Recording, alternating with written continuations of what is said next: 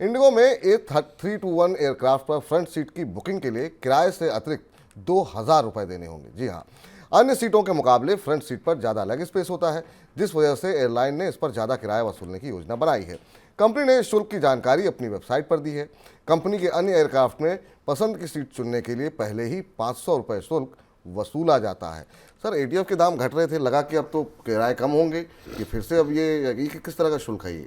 भारतीय एविएशन बाजार में विपुल जी जो मोनोपोली है उसका असर हमें सामने दिखाई देने लगा है। ये बात सही है कि एटीएफ के प्राइस घटने के बाद किराए में कमी होनी चाहिए। कुछ एयरलाइंसेज ने जो फ्यूल सरचार्ज लगाए थे उनको कम भी किया था, लेकिन अब जिस तरह से ट्रैफिक बढ़ रहा है, ट्रैवल करने वाले लोग बढ़ रहे हैं, भारत में एक हिस्सा है जिसको बराबर एयर ट्रैफिक की ज़रूरत है।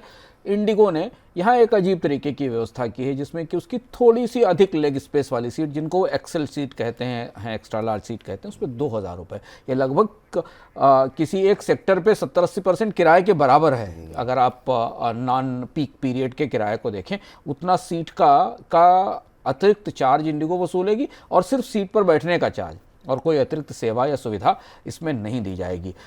ये फैसला विवादों में होगा, इस पर सवाल ज़रूर उठेंगे और शायद ये एविएशन रेगुलेटर तक भी जाएगा, क्योंकि अगर ये बात निकलेगी तो दूर तक जाएगी, बाकी एयरलाइंसेज भी फिर ये करना शुरू करेंगी। लेकिन अब चूंकि एविएशन कंपनियां इस कोशिश में हैं कि उनके पास जो अधिकतम बाजार है उससे अधिकतम रेवेन्यू लाया जा सके, और इंडिगो के पास बड़ा बाजार है, तो इंडिगो की कोशिश उसी तरीके की दिखती है। तो उसी तरीके की कोशिश दिखाई दे रही है। पैर फैलाने के लिए भी अब आपको 2,000 रुपये देने पड़ेंगे। अब सोचिए आगे क्या क्या भविष्य में एयरलाइन कंपनियां क्या कुछ प्लान कर रही हैं।